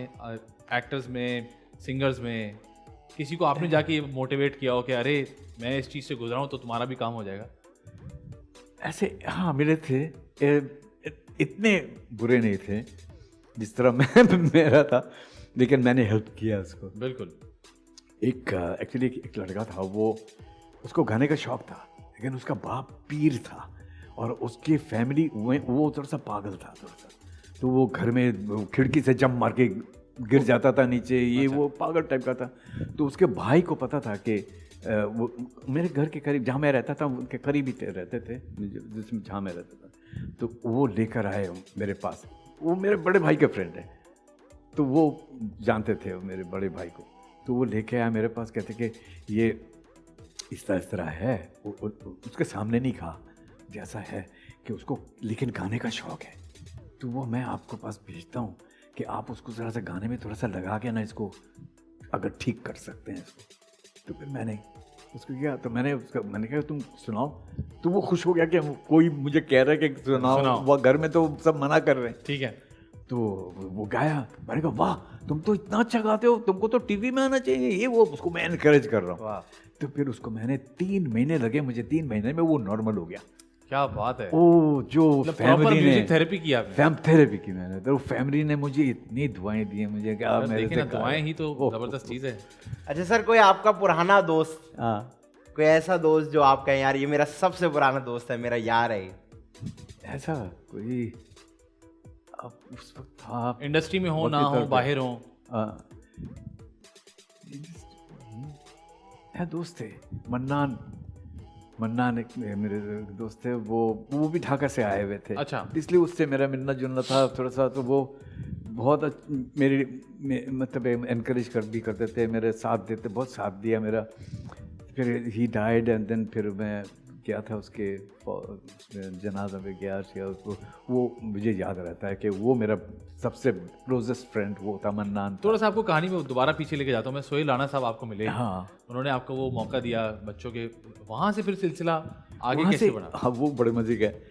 जब सोहेल, हम लोग सारे बच्चे आ जाते थे, हम लोग भी वहाँ, मैं मुमताज़ ड्रमर थे, तो फिर हम कीबोर्ड पे कोई थे, तो बच्चे सारे आए हुए थे, नाजिया ज़ोएब भी वहीं थे, शाह, इन लोग सब बैठे हुए बच्चों में, नाजिया। तो सोहेल भाई आ नहीं रहे, 1 घंटा हो गया, तो सारे बच्चे मेरे घेराव कर देते, तो उनको पता था मैं गाता हूँ इंग्लिश में भी, तो आलम भाई गाना सुनाए। तो मैं उनको बच्चों को गाना सुना रहा हूँ, तो सोहेल भाई आ जाता था, तो फिर प्रोग्राम शुरू हो जाता था। तो फिर ये जो मैं गाता था, ये ज़िया मुद्दीन शो हो रहा था उस ज़माने में जी। तो ज़िया मुद्दीन के कान में पहुँच गया कि कोई लड़का गिटार बजाता और इंग्लिश गाना गाता है, तो उन्होंने सोचा कि इसको मेरे प्रोग्राम में इसको कराना है। तो फिर बुलाया मुझे, तो फिर ज़िया मुद्दीन साहब, तो मैं गया उनके कमरे, कह सिंग समथिंग, तो मैंने इंग्लिश गाना सुना है उनको इम्प्रेस करने के लिए, बीटल्स का गाना गा रहा हूँ, इसका गाना उसका गाना। तो कैन यू सिंग स्पेनिश? मैं कहा you can give me any language, I will sing for you, I just in 1 day I will learn it and I will sing it to you. तो उसने घर भेजा है ड्राइवर को, और wife को फ़ोन करके कहा कि वो भेज दो क्वांताना मेरा, जो स्पेनिश गाना है। तो उसका उस ज़माने में रिकॉर्ड होता था, 45 RPM, वो भेज दिया। वो मुझे सुनाया, कहते ये तुम गा सकते हो? मैंने कहा बिल्कुल गा सकता हूँ। मैंने थोड़ा सा मैं प्रैक्टिस करूँगा। फिर वहीं मैंने उस गिटार लेके उसको सारा कोड वोड देखा, सर आपने कॉर्ड्स भी पकड़ लिए, बना भी लिया और गा भी दिया था। नेक्स्ट डे मैंने उनको सुनाया, तो फिर मैंने बजा के सुनाया उनको, गिटार बजा, योर सो यू नोमरे सिसेरो। सर थोड़ा सा बना देना हमारे लिए भी, माइक दे सर, हमने Yo soy un hombre sincero, es donde crece la palma. Yo soy un hombre sincero, pero no crece la palma. Antes de morir me quiero exar mis versos en alma. Guantanamera, Guajira, Guantanamera, Guantanamera, Guajira, Guantanamera. क्या बात है sir, क्या बात है। तो sir ये तो फिर मैं जब रिकॉर्ड, ये तो लाइव रिकॉर्ड होगा, मैं सारे अपने दोस्तों को जाके, जितने भी मेरे दोस्त थे, बताया, और मैं नॉक कर रहा हूँ कि तूने अगर मेरा प्रोग्राम नहीं देखा तेरे से मैं बात नहीं करूंगा, तेरे से मेरी दोस्ती खत्म। यू नो, इस तरह मैं सबको धमकी दे रहा हूँ, तो सारे दोस्तों को। ये गाना जब आपने याद किया तो इसके मायने पता थे आपको, या सिर्फ आवाजों की तरह इसको नहीं, याद मैं कॉन्सर्ट जाता हूँ, जब ये फॉरेन गाना गाता हूँ तो मैं कॉन्सर्ट जाके उनसे सारा मीनिंग पूछ लेता हूँ। क्वांतानामेरा जो ना एक दरख्त का नाम है, जहाँ किसान जो काम करके, वो जो किसान पैडी फील्ड में, वहाँ जैसा चावल का है या कुछ भी, जो वहाँ तो काम करने के बाद वो जब आके रेस्ट करते थे, उस दरख्त के नीचे बैठ के रेस्ट करते थे, तो क्वांतानामेरा वहीं आहिस्ता आहिस्ता फोक गाना बना। ये वन ऑफ द ओल्डेस्ट 500 साल पुराना ये फोक सॉन्ग है। वाह वाह तो वो इस तरह बना था। तो वो माने मैं पूछ लेता हूँ कॉन्सर्ट ठीक है। एम्बेसी जाके। तो सर इसके बाद आपने अलबिला राही बनाया हाँ फिलहाल फिलहाल और उसको भी आपने इसका लगता है, अच्छा मुझे ये बाद में पता चली ये बात कि कौनतना मेरा पहले था और अलबिला राही बाद में था। क्योंकि मैंने अलबिला राही पहले सुना अपने वालिदैन की वजह से। हाँ। तो मुझे लगता था कि वो है अलबिला राही। ये बाद में मुझे पता चला कि ये वहां से अखज़ किया गया है। और तो ये कैसे, ये आपने खुद डेवलप किया, खुद हाँ, लिखा, खुद बनाया, कैसे हुआ? जैसे वो कौन था ना मेरा हो गया ज़ियामुद्दीन शो में, तो पहली दफ़ा पीटीवी में पॉप शो प्रोग्राम शुरू हो रहा है फर्स्ट टाइम। बुनियाद रखी गई, बुनियाद रख रहे हैं। तो उन लोग, अब मुझे, मैं ऑर्केस्ट्रा में गिटार बजा रहा हूँ, वो सिंगर अभी मुझे सिंगर नहीं दे रहे। तो उनको इफ्राहिम एक सिंगर था, उनको ट्राई कर रहे हैं, इसको ट्राई करके जो प्रोड्यूसर है वो खुश नहीं हो रहे, कह रहे ये टॉम जोन्स का शो दिखा रहे हैं उनको, ये इंग्लैंड का जो सिंगर है उनको दिखा रहे, कहते हैं ऐसा हम चाहते हैं कि इस तरह का। तो उन लोग कोई नहीं कर पा रहा है। तो करीम शाहबुद्दीन प्रोड्यूसर को कह रहा है वो जो लड़का गिटार बजा रहा है ऑर्केस्ट्रा में, आपका काम वो करेगा। तो उनको पता था। तो मुझे कहा ठीक है उनको बुलाओ। फिर कहते कि कौन सा काम, फिर अलबिला रही उसमें लिखवाया शायर से, अलबिला रही मुझे दिया। फिर मैंने वो डांस करके उसको गाया, ओए मैं एक स्टेज लेवल और ऊपर। मैं चाह रहा हूँ जरा सा अलबिला राही भी हमें आप। ठीक है। राहों में गाता चला हूँ, नग़्मे सुनाता चला हूँ, सबको बताता चला हूँ, इंसानी रूह है दुनिया में सिर्फ है प्यार की प्यासी, सिर्फ है प्यार की प्यासी। अलबिला राही, मैं हूँ अलबिला राही, अलबिला राही, मैं हूँ अलबिला राही। न कोई घर न ठिकाना, न कोई अपना बेगाना, फिर भी है सबसे याराना, प्यार जगा दूं हर दिल में, गुजरूं जिधर से मैं राही, गुजरूं जिधर से मैं राही। अलबिला राही, मैं हूँ अलबिला राही, अलबिला राही, मैं हूँ अलबिला राही। ऑलराइट। सर क्या बात है, अभी भी आपकी आवाज में वो एक जो गरज है ना, वो अनबिलीवेबल है, अनबिलीवेबल। और जब जैसे मैं गाना शुरू कर देता हूँ ना, तो पता नहीं क्या होता है कि मेरे आवाज़ में दिल और रूह जन एकदम सब मिल जाता है और मैं गुम हो जाता हूँ और मैं आप लोगों से आगे निकल जाता हूँ। हाँ निकल जाता हूँ। आप लोग, फिर आप लोग है ही नहीं मेरे साथ। अजीब हो जाता है, फिर ख़त्म हुआ, मैं आ गया हूँ आपके पास। ये अजीब चक्कर है, मैं जब भी गाना शुरू कर देता हूँ मैं कहीं और चला जाता हूँ। क्या बात, ये क्या, मुझे समझ ही नहीं आया आज तक ये क्या है। सर ये जो आप पूछ रहे हैं ये क्या है, मुझे ऐसा लगता है कि यही तो डेफिनेशन है आर्टिस्ट की।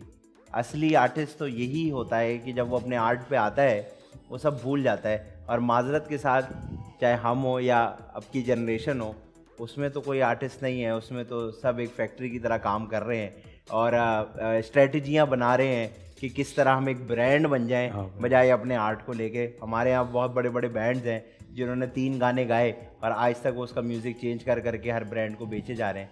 तो मेरे ख्याल से जो आप बात कर रहे हैं, आर्टिस्ट तो यही होता है। और मैं for some reason I always look around कि कहीं आर्टिस्ट से मुलाकात हो, क्योंकि मैं पाकिस्तान से तब बाहर नहीं गया हूँ। तो आप हो गए, लास्ट टाइम खालिद अनम साहब भी आए थे। तो जब मैं आप लोग के सामने बैठता हूँ तो मुझे ऐसा लगता है कि यार ये होता है आर्टिस्ट। और आप लोग इतने बड़े हो के भी कभी अपने आप को आर्टिस्ट नहीं बोलते, तो मैं इसके लिए आप लोगों का बहुत शुक्रिया अदा करता हूँ कि आप लोगों ने हम लोग को ये मौका दिया कि हम आप लोग को देख सकें और देखें कि आप लोग का माइंडसेट क्या है। तो sir thank you so much. और मैं यहाँ से एक बार तालियाँ होनी चाहिए कि ये it's unbelievable, I swear to God. जब आप बोल रहे हैं, जब आप गा रहे हैं, तो आप कह रहे हैं कि आप यहाँ नहीं कहीं और चले आते, मैं आपको बताऊं, मुझे देखते हुए यकीन नहीं आ रहा कि मैं इस वक्त यहाँ बैठा हूँ और आप मेरे सामने बैठे हैं और आप इतनी हमें चीज़ें बता रहे हैं, तो ये इट्स ब्यूटीफुल। और ये जर्नी का सिर्फ इतना सा हिस्सा था, अभी बहुत सारी जर्नी बाकी है। वक्त हुआ है जी ब्रेक का, ब्रेक पर जाएंगे, ब्रेक से वापस आएंगे। हमारे साथ मौजूद है सर आलमगीर, आप देख रहे हैं द मजेदार शो।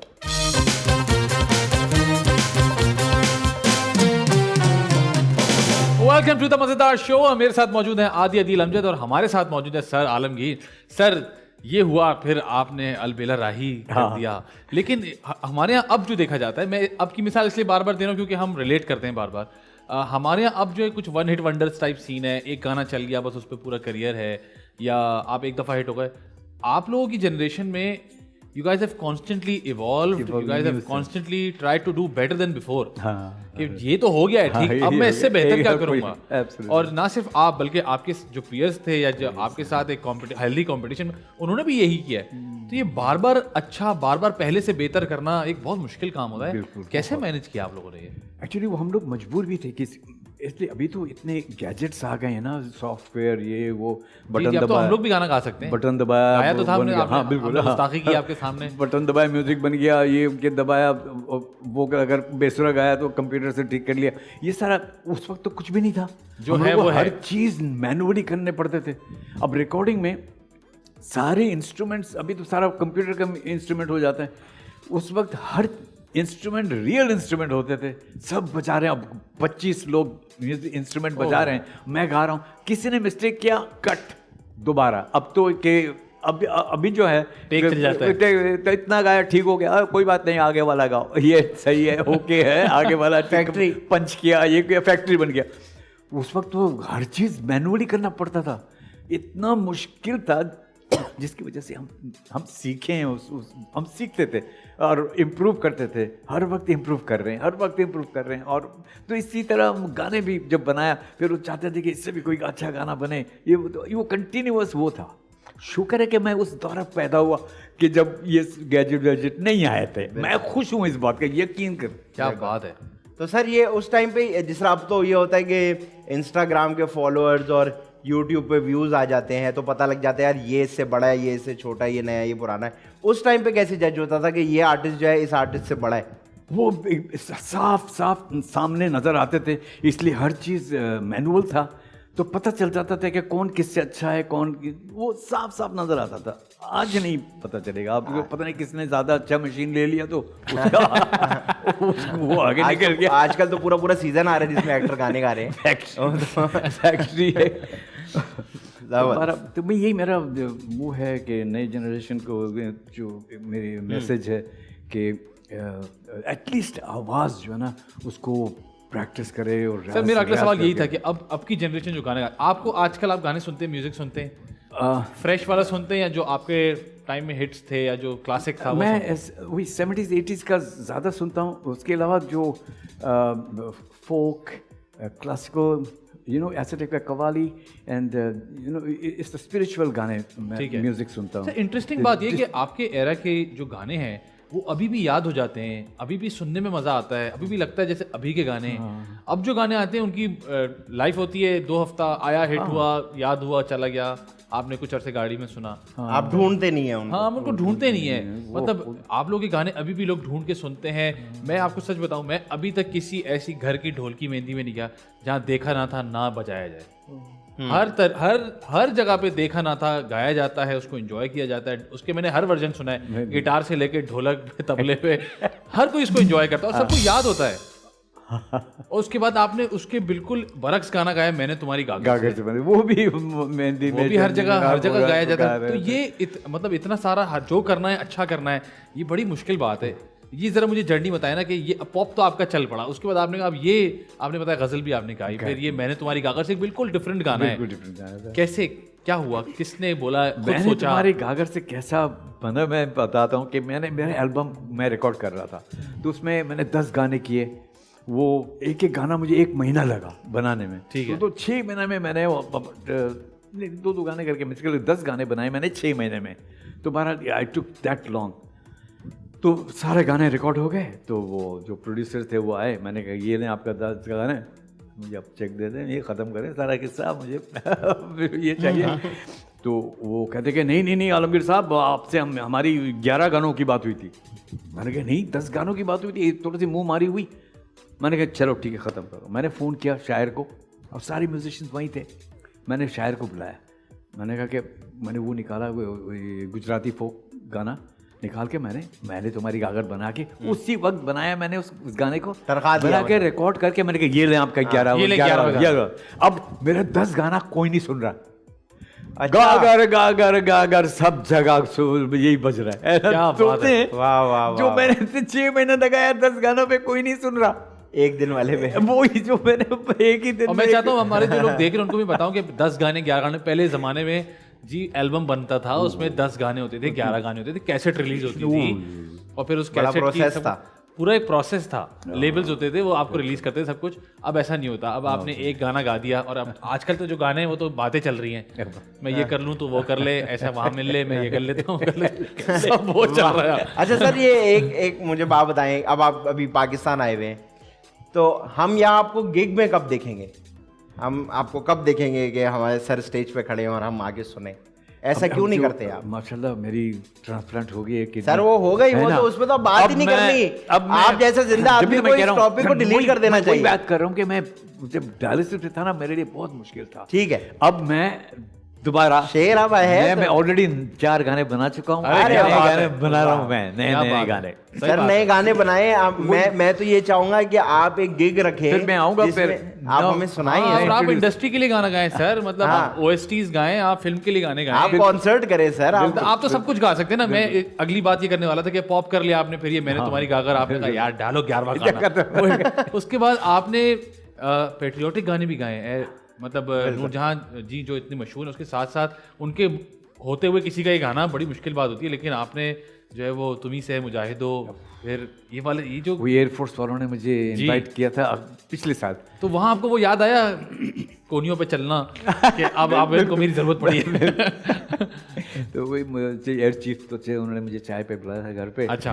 तो उन्होंने कहा कि आलमगीर तुमने कब बनाया ऐसा तुम्ही से मुजाहिदो, आज भी मैं सुनता हूँ तो मेरे रोंगटे खड़े हो जाते हैं। बिल्कुल ऐसी है। तो कहा कि यकीन करो आलमगीर, तुम्हारी वजह से, इस गाने की वजह से 2 लाख से ज्यादा लोग एयरफोर्स ज्वाइन किए हैं। क्या जब से बात है। सर ये गाना गाने के बाद उनको बोलना था कि तुम आर्मी हो गए, लेकिन मैं भी मैन आर्मी हूँ। क्या बात है सर, ये क्या क्या कर दिया सर आपको। तो मुझे लगता है कि इंटरव्यू आपको बनते नहीं, आपको तो कैमरा ऑन करके बिठा दे बनता है कि भाई इनको देखते रहे। आपको बस नवाजा जाना चाहिए। आर्टिस्ट की डेफिनेशन अगर देखनी है तो बस ये फ्रेम देखते रहे। आपने ये गाना सुन लिया, अब इसके बाद आपने कहा ख्याल रखना, वो एक और मोटिवेशनल सॉन्ग बिल्कुल कंप्लीटली ऑपोजिट। ये आइडिया कहाँ से आया? अब आपको किसने बुलाया? ये बज़मी साहब, नसार बज़मी साहब, माशाल्लाह बहुत बड़े नाम, क्या कंपोजर थे। अच्छा, उनके साथ मैंने एक बड़ा इंटरेस्टिंग मेरी इंट्रोडक्शन जो हुई थी। अजहर जो कीबोर्ड प्ले करते हैं वो मुझे, मैं लाहौर जब गया हुआ था 1972 में, तो अजहर ने मुझे सारे म्यूजिक डायरेक्टर से इंट्रोड्यूस किया कि ये बहुत अच्छा गिटार बजाते हैं। तो बज़मी साहब ने कहा कि कुछ सुनाओ, तो मैंने एक इंग्लिश गाना सुनाया गिटार बजा के।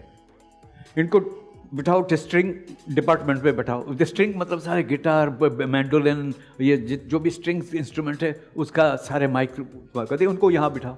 ये गाना रिकॉर्ड होने वाला है, अभी नूरजहान गाएगी, रिकॉर्ड होने वाला है। मैं बैठ गया हूँ गिटार बजाने के लिए, मैडम नूरजहान गाएगी। क्या बात है। ओ मैं तो कि मैडम नूरजहान के साथ मैं गिटार बजा रहा हूँ यार, क्या मैं खुशी से मर रहा हूँ यार। तो वो रिकॉर्ड हुआ। फिर बज़मी साहब ने कहा कि मेरा घर चलो, मुझे एक गाना रिकॉर्ड करके देना है वो प्रोड्यूसर को, तो वो तुम गिटार भी तुम तो गा ले, तो तुम उनको गा के भी सुना देना। यही गाना था, हम चले तो हमारे संग नज़ारे चले। अच्छा, वहाँ गए, उन्होंने उनको सेट किया, तो प्रोड्यूसर आ गए, उन्होंने कहा हाँ तेरा सुनाना। हारमोनियम पे बज़मी सब बजा, मैं गिटार बजा के हम चले तो हम, तो वो अफाकी साहब याद आया अभी प्रोड्यूसर ना, तो उन्होंने बज़मी साहब को कोने पे ले गया, कहते ये लड़का बहुत अच्छा गा रहा है, इसी से गवा दे। वो मेरी लक किस्मत, हम चले शुरू में। क्या बात है सर, जबरदस्त। और तो फिर आपने वो जो गाना गाया प्रोड्यूसर साहब के लिए, तो वो पहले कौन गाने वाला था? आई थिंक अहमद रुश्दी था।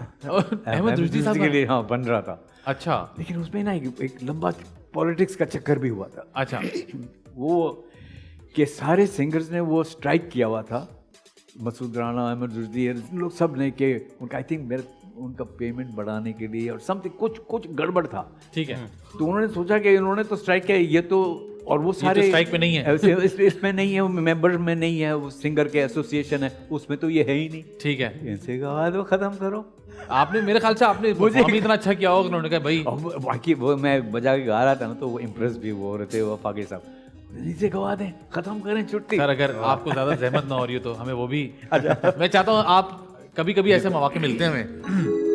हम चले तो हमारे संग संग नजारे चले, हम चले तो हमारे संग संग नजारे चले।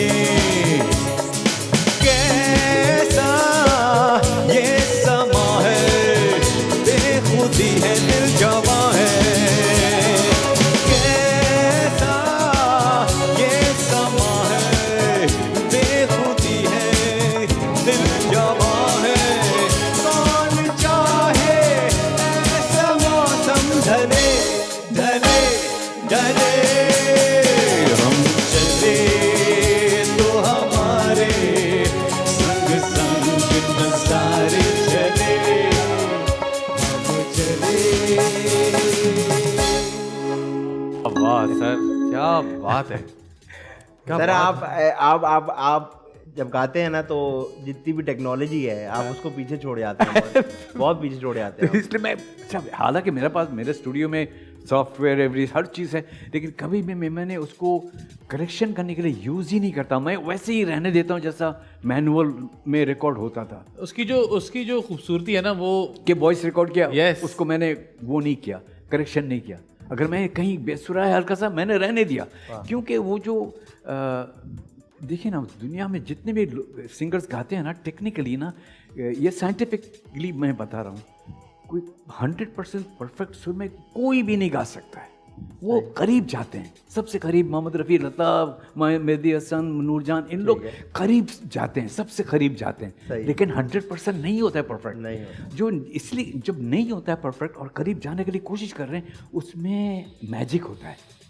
जैसा आपने करेक्ट कर दिया, वो मशीन बन गया।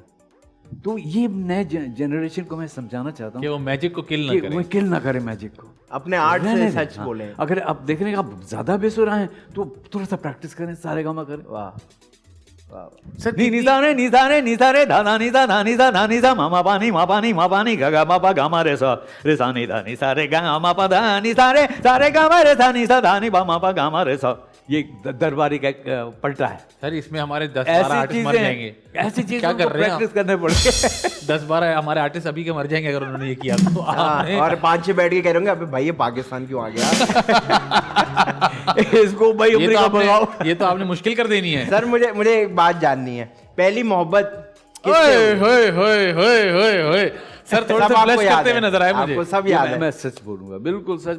मैं कुछ नहीं, मेरे के लिए कुछ छुपाने का कुछ है नहीं। मैं कोई आई थिंक 13-14 साल का था, बस कराची आने के 2-3 साल पहले की बात है। मैं कैरेट कॉलेज में पढ़ता था, तो कैरेट कॉलेज से जब छुट्टी मिलती थी, 1 महीने का छुट्टी, तो जब आया करता था तो मैं क्रिकेट खेलने के लिए जाता था। वहाँ एक बेली रोड एक कंपाउंड है, वहाँ चारों तरफ अपार्टमेंट है। तो मैंने मारा, छक्का मारने के लिए कोशिश किया, गया नहीं, लेकिन एक बैल्कनी में जाके गिरा। तो वहाँ से वो लड़की आया आगे, गुस्से में यूँ किसी में खिड़की शायद टूट जाता या कुछ शीशे मीशे, तो मैंने यूँ देखा उनको, वो भी देखी, तो मैंने कहा जो बॉल यूँ दिखा रही है, तो मैं समझा वो डरा रही है। तो कहते नहीं ले जाएं, बॉल ले जाएं। तो मैंने कहा मैं आऊँ, हाँ मैं चला गया ऊपर। तो उसने उन्होंने कहा कि अच्छा आप भी हमारी तरह के ही थे। हाँ कहीं ना कहीं कुछ तो था। वहाँ मैं वो थोड़ा सा मैं भी था, थोड़ा शैतानी माइंड था मेरा। लेकिन उससे पहले क्रिकेट के जब ब्रेक होता था, लंच ब्रेक, तो मैं वो गैराज का जो वो है ना टिन है, उसमें मैं ड्रम बजा के मैं गाया करता था, गाना गा रहा हूँ सबके लिए। वाह। तो वो लड़की सुनती होगी। जब भी उसने जब मुझे बुलाया बॉल लेने के लिए, मैं गया, बोले आप चाय पी के जाए, बिठाया मुझे, पर बातचीत किया, वो मेरा फर्स्ट गर्लफ्रेंड बन गई। अरे वाह वाह वाह। और फिर कितना अरसा रही हूँ आपकी फिर गर्लफ्रेंड? क्रिकेट डेली खेलने के लिए फिर आप बल्ले से नहीं हाथ से बॉलें फेंक रहे थे। कहीं जाए नहीं चाहिए, यहाँ जरूर जानी चाहिए। सर ये तो आपका वक्त था जहाँ आप ऊपर गए और चाय मिल गई। आपके आजकल के वक्त में ऊपर जाके चाय पियो, पीछे से इकरारुल हसन आ जाते छापा मारने के लिए। तो वक्त बड़ा बदल गया। लेकिन छापा मारने नहीं आते, वो कहते मैं बिस्किट भूल गया था, अच्छा अच्छा। मुझे मेरे बिस्किट वापस करो। तो सर उनसे फिर कितने अरसे आपका रहा? अबाउट रहा? 2 साल 2 साल। फिर मैं कराची आ गया। सर फिर कभी तो वो सोचा hard आपने fit है। दोबारा वहां जाया जाए, उनको ढूंढा जाए? बॉल फेंकी जाए वापस? नहीं, वो इसलिए मैं इतना छोटा था कि मुझे समझ ही नहीं आया कि अच्छा, वो क्या होता है? क्या है। होता वो क्या? मैं सिर्फ इतना समझ गया लड़की है, क्या मैं ये? लड़का हूँ, मेरी दोस्ती अरे है। बड़ा मजा आ रहा है। यू हाँ। नो, ये लड़के से तो ठीक है दोस्ती होता है, लेकिन लड़की का चक्कर कुछ और है। ज्यादा ये मजा आ रहा है। ज्यादा मजा आ रहा है, लेकिन इतना तक मुझे पता था। अरे, अच्छा सर, आप पाकिस्तान आए, पहले आप बांग्लादेश में थे, तो आई हर्ड कि आपने बांग्लादेश को खुदाफिज किया। हाँ, एक्चुअली जब मैं आया था ना, वो फिर भी पाकिस्तान था। ठीक है। ईस्ट पाकिस्तान था। ठीक है। मई में आया, दिसंबर में फॉल हुआ। जी जी। ठीक है। तो जब फॉल हुआ तो रूना लैला और शनाज बेगम चली गई बांग्लादेश। और पाकिस्तान में उन्होंने ये कह दिया था कि जो बंगालीज हैं उनकी मर्जी है, अगर आप चाहें ठीक तो है। पाकिस्तानी बन के रह जाएं या आप चले चले जाएं, जाएं। जो ऑप्शन दिया हुआ था। सही है। तो उस वक्त तो मैं तो वो लगा हुआ था ना कि गिटार विटार लेके, तो वो मैं नहीं गया।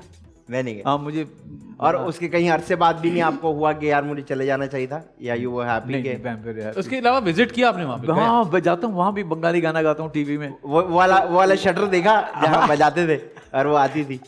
ओ नहीं, वो ऑस्ट्रेलिया में। ओह अच्छा, ऑस्ट्रेलिया में था वो। ऑस्ट्रेलिया आई थॉट ये सर एक बड़ा ऑस्ट्रेलिया जबरदस्त में। आपका गाना है, कभी आंधी आई रे मेघा छाए रे। सर अगर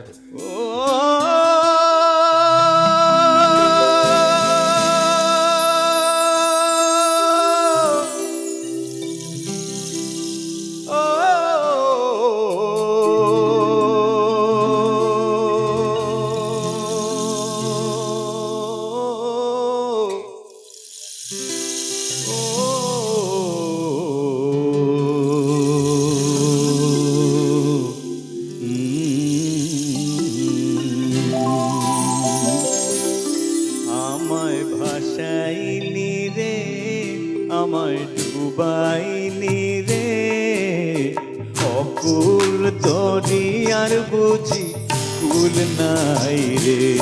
চাহে आंधी आए रे, चाहे मेघा छाए रे, हमें तो उस पार लेके जाना मासी रे। ओ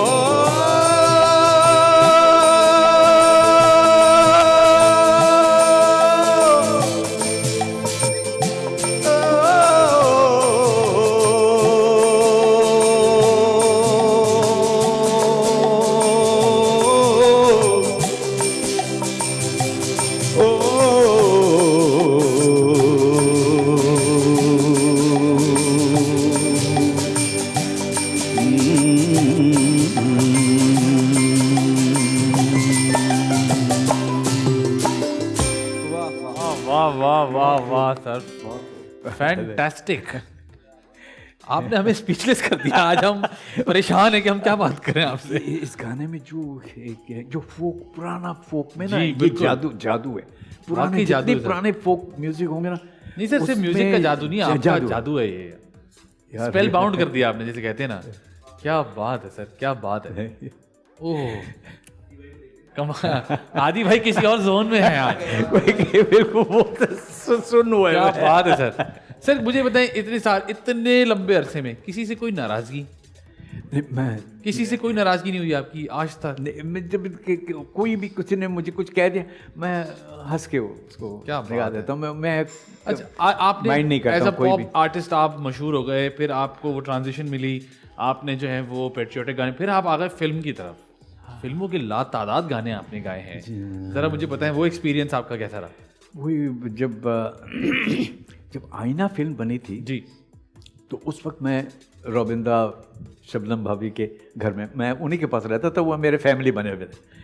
तो जब भी वो कंपोज करने के लिए बैठे, उनका मूड होता था रोबिंदा का, ये अभी सिगरेट पी रहे हैं, ये कर रहे हैं। अब उनके मैं करीब नहीं जा रहा हूँ कि उनका पता नहीं क्या मूड है, क्या है। तो जब हारमोनियम बैठा ना, अब मैं खुश हो गया समझ कि गया। अब मुझे बुलाएगा कि जो गिटार लाओ। तो मैं कहते आ जाओ, फिर गिटार लेके उनके पास बैठा। अब गाने बन रहे हैं, मुझे दिल से ना बुलाना, जा जा जा जा जानी, ये सारे गाने बन रहे हैं और मैं गिटार बजा रहा हूँ। तो कहीं कहीं वो रिकॉर्ड जब बजाता हूँ तो उनको ज़रा सा ईजी हो जाता है कि गाने बनाने में और इजी होता है। तो गाना बना जो, इसलिए मैं ही गा रहा था सारे गाने जो बन रहे थे। तो जब मैंने मुझे दिल से ना बुलाना मैं गा रहा था तो ये एक्चुअली मेहदी हसन का गाना था। लेकिन इन्होंने जब मेरी आवाज़ उनके कान तक गई है, अब इन्होंने माइंड चेंज करना शुरू किया कि वो सैड वाला गाना भी है, वर्जन है, मैं वो मेहदी हसन से गवाएंगे और जो शादी जब होती है और जो रोमांटिक खुशी वाली बात है, हाँ। वो मेनाज के साथ कहते ये मैं आलमगीर से गाऊंगा। वो माइंड में सोच रहे हैं, मैं समझ रहा हूँ ये क्या सोच रहे हैं, क्योंकि वो बार बार कहते हैं कि ये वाला लाइन फिर गाना, तो मैं कहा कि नहीं वो यहाँ दरअसल इसको यूँ कर दो। अब मैंने कहा ये मुझे क्यों कह रहे हैं, मतलब मैं तो ऐसे ही गा रहा था कि कंपोज हो रहा है, वो तो कहाँ किसी और से गवाएंगे, मुझे क्यों कह, अब मुझे शक होने लगा, मैं खुश हो रहा हूँ या खामखा खुश हो रहा हूँ। कभी मैं पता नहीं कि मैं मेरे दिल में कह रहा कि ये मेरे से गवाएंगे, इसलिए कि मुझे क्यों कह रहे कि इसको ठीक करो, इसको ठीक करो। वो और गानों में क्या नहीं कहते थे कि ये ठीक करो, ये ठीक करो। मैं गा रहा हूँ, वो उनको कॉम्पोजिशन आ गया, वो तो मेन सिंगर से मैं कहूँगा कि यूँ गाओ सही, इसको मैं क्यों कहूँ। लेकिन मुझे कहने लगे ना, मैं खुश हो रहा हूँ कि मैंने कहा शायद ये मेरे से गवाएंगे, और वही हुआ। कहते कि ये तुमने गाना है, तुमको गाना है। मैंने कहा मैं गाऊँगा, मैं तो अब आसमान में उड़ रहा हूँ, वो ये गाना मैं गाऊँगा, ऐसा ज़बरदस्त कॉम्पोजिशन है ये वो। अब और मैं स्टूल में बैठा हूँ और उसमें गिटार भी बजा रहा हूँ, गा रहा हूँ। तो उसमें जब गाना ख़त्म होता है तो म्यूज़िक शुरू होती है, तो मेरा गिटार से शुरू होता है और उस समंदर का वो सीन है।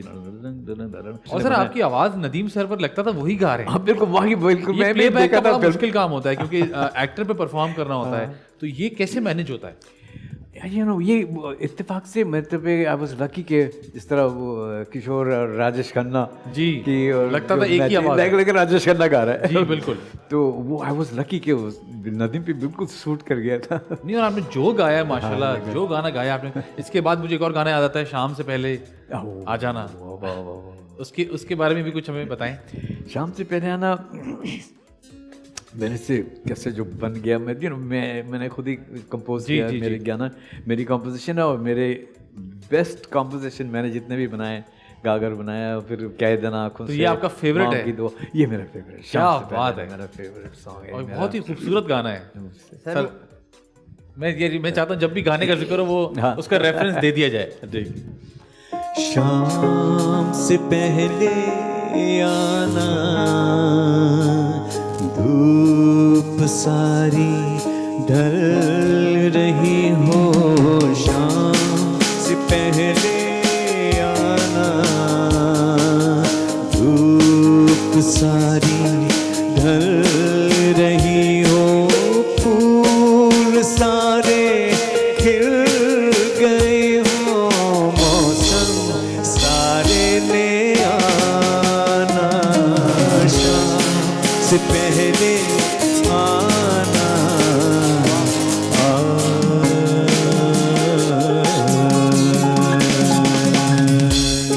वाह वाह सर, बहुत ही ये जबरदस्त। मेरा दिल से निकलता है ये गाना यार, कि मैंने खुद जब बनाया था ना, ये किसी गाने से नहीं मिलता ना, मैंने किसी गाने को सोच के बनाया ना, किसी कोई इंस्पिरेशन नहीं है, कोई इंस्पिरेशन कुछ नहीं है, मेरे दिल से निकला है ये धुन। ऐसा उस वक्त मैं बहुत लोनली था, अकेला था एक कमरे में, मैं अकेला, तो ज़ाहिर है फैमिली नहीं, कुछ नहीं, अकेला। तो कभी कभी मैं बिल्कुल वो हो जाता था लाइक कि मैं सैड काइंड ऑफ होता था। तो उस वक्त मैंने ये दिल से निकला, दिल से निकला सर, तभी दिल तक पहुंचता है हमेशा। जब आप गाते हैं दिल तक फेवरेट पहुंचता है। गाना रहेगा फॉरएवर। मुझे पता है कि पता नहीं कब इससे ज़्यादा अच्छा कोई मैं बना सकता। सर आप मुझे बताएं, आपने बहुत पैसे कमाए होंगे। ये आ गए, अब हम आ गए FBR वालों की तरफ से सवाल अब है। हम आ गए सीधा पैसों पे आ गए। बहुत सारे आपने पैसे कमाए, सबसे पहली महंगी चीज क्या खरीदी ओए होए जो आपने कहा हो यार ये पैसे हैं, ये मैं तो लो खरीदूंगा ना? वो ही मेरा स्पोर्ट्स कार था। Sports car? वो उस वक्त तो शुरू के तो बनाए थे जो, हाँ। सब खत्म। वो एक गाड़ी में लगा कौन सी दी। गाड़ी थी वो? वो MG स्पोर्ट्स कार। अच्छा अच्छा अच्छा MG थी, अच्छा, क्या वाह, बात वाह, है वाह। जबरदस्त। वो एक सबसे वो पहली थी। लाल स्पोर्ट्स कार बिल्कुल। सर कुछ याद है कितने की ली थी वो कुछ? हाँ 29,000 रुपीज। 29,000? 73 या 74 की बात है। 29,000 29,000 रुपीज हाँ रुपीज। पाकिस्तानी रुपए। हाँ उस 29,000 आज का 29,000 जी, उस वक्त। 73 74 में। जरा जेबें झाड़े कुछ निकले तो हम भी पकड़े नहीं थे। अगर उस टाइम पे 29,000 में थे। क्या बात है सर, जबरदस्त। वाह वाह वाह वाह। तो मुझे इतनी खुशी हुई थी वो गाड़ी लेके ना, बड़ा मजा, सारा पैसा लगा दिया था मैंने जब सर कॉन्सर्ट बहुत सारे किए आपने। फिर हाँ जब कॉन्सर्ट वो शुरू हुआ था। एक दिन में कितने कॉन्सर्ट किए मैक्सिमम आपने? क्योंकि मैंने सुना है कराची में बड़ा अब कॉन्सर्ट वही- का सिलसिला था। अब ये वीकेंड में 3 शो भी करता था, तो ये जंग में आ गया था अखबार के आलमगीर हर शो के बाद एक प्लॉट खरीदता है। उस हिसाब से बैरियर डाउन आज आपका होना चाहिए। तो बिल्कुल ठीक है। तो उसमें फिर मैंने 75 76 से लेके मेरे जो कॉन्सर्ट्स इतने कॉन्सर्ट्स किए। तो सर वो आ रहा है वो आ रहा है बहन आप का, ये जा रहे हैं। आने दो तो सर ये इतने कॉन्सर्ट, इतना काम, सब कुछ, कभी थके कि थोड़ा थक गया हूँ, ब्रेक चाहिए, भागना चाहता हूँ दूर लोगों से, किसी चीज से? नहीं यार, मैं पता है क्या, मुझे इसलिए तुमको नजर नहीं आ रहा है कितना जुनून हद तक मुझे आई लव म्यूजिक। नजर आ रहा होगा तुम्हें। हाँ। मैं ऐसे ही था पागल। कभी आपका नहीं हुआ कि यार अभी थोड़े से टाइम के लिए रुकना है मुझे? नहीं, आपने कहा चलते रहो सीढ़ियां। चलते जाओ, वाह, रुको, रुकने का नाम ही नहीं। वाह, वाह, वाह, अभी भी ऐसे ही हूँ। सर गालिबन किसी कॉन्सर्ट में आपको चोट लगी हुई थी, वहां भी आप परफॉर्म करने गए थे। मोइन अख्तर साहब मरहूम ने कुछ कहा भी था। वो थोड़ा सा बढ़ा के कह दिया वो हुआ कि वो उसने कहा कि वो आपको याद होगा वो गाते गाते देखा ना था, वो दरख्त पे चढ़ गया, फिर वो जिस शाख पे चढ़ा था वो शाख टूट गई, वो गिर गया, और फिर ये सब उन्होंने खुद बना दिया। वो खुद बना लिया। लेकिन स्टोरी में तो माहिर ये थे। सच था कि मैं दरख्त पे चढ़ गया था और वहीं से गा रहा था, फिर मैं उतर गया आ गया था स्टेज में। वो वहीं था, जी, जी। वही कंडक्ट कर रहा था। तो फिर उसने वो ऐड कर दिया उसमें। काशिफ भाई भी एक बार कॉन्सर्ट में दरख्त पे चढ़ गए थे, लोगों को सब लगा कि जिन है, क्राउड भाग गया। बिल्कुल ठीक है जी। जैसे आदि ने सवाल किया ब्रेक का वक्त हुआ है जी, ब्रेक का मुझे तो लग रहा है आज हमें कुछ ब्रेक की या वापस आने जाने की कोई जरूरत नहीं है। सर बैठे बस हमारा काम चल रहा है। वक्त हुआ है जी ब्रेक का, ब्रेक पर जाएंगे, ब्रेक से वापस आएंगे। आप देख रहे हैं द मजेदार शो।